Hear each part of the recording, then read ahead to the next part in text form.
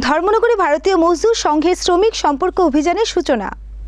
ভারতীয় মজদুর সংঘ উত্তর ত্রিপুরা জেলা কমিটির উদ্যোগে সোনালী ৭০ বছর উপলক্ষে ধর্মনগর আইএসবিটি প্রাঙ্গণে এক বর্ণাঢ্য শ্রমিক সম্পর্ক অভিযানের আয়োজন করা হয়।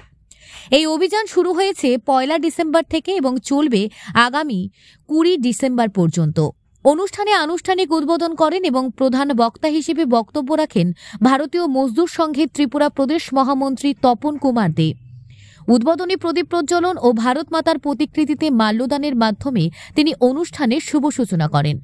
উপস্থিত ছিলেন অখিল ভারতীয় কেন্দ্রীয় কার্যকরী কমিটির মহিলা সংঘের সদস্যা রুমা সাহা, বিএমএস ত্রিপুরা প্রদেশ সম্পাদক বাবুল ঘোষ, ত্রিপুরা প্রদেশ কমিটির সদস্য বিপ্লব দাস, ধর্মনগর পৌর পরিষদের চেয়ারপারসন মিতালি রানী দাস সেন, ভাইস চেয়ারপারসন মঞ্জুনাথ সহ পৌর পরিষদের বিভিন্ন এলাকার কাউন্সিলররা। অনুষ্ঠানে স্বাগত ভাষণে রুমা সাহা শ্রমিক সম্পর্ক অভিযানে তাৎপর্য ও সোনালী ৭০ বছরের বিভিন্ন দিক তুলে ধরেন।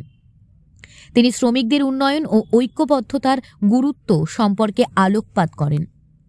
বছর পূর্তি উপলক্ষে ভারতবর্ষের সর্বত্র ডিসেম্বর মাসের ১ তারিখ থেকে ২০ তারিখ পর্যন্ত আমরা জনসম্পর্ক বা শ্রমিক সম্পর্ক অভিযান করছি।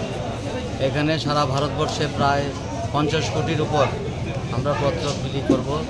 সেই পত্রকে ভারতীয় মজদুর সংঘের দীর্ঘ ১৭ বছরের যে পরিক্রমা তার কার্য সেটা সাধারণ মানুষের কাছে নিয়ে যাওয়া, এবং যেহেতু আমরা প্রত্যেকটা লোক আমরা যেহেতু শ্রমিক, সেটা ইন্টেলেকচুয়াল বলুন আর ম্যানুয়াল বলুন, সেই হিসাবে ভারতীয় মজদুর সংঘের যে যোগদান এবং যে তার অবদান এবং কেন ভারতীয় মজদুর সংঘের হয়ে আমরা আগামী দিনে রাষ্ট্রের জন্য, শ্রমিকের জন্য, কর্মচারীর জন্য কাজ করব এবং উদ্যোগীতে কাজ করব, তারই ব্যাখ্যা, তারই আলোচনা নিয়ে আমরা সবার কাছে যাচ্ছি।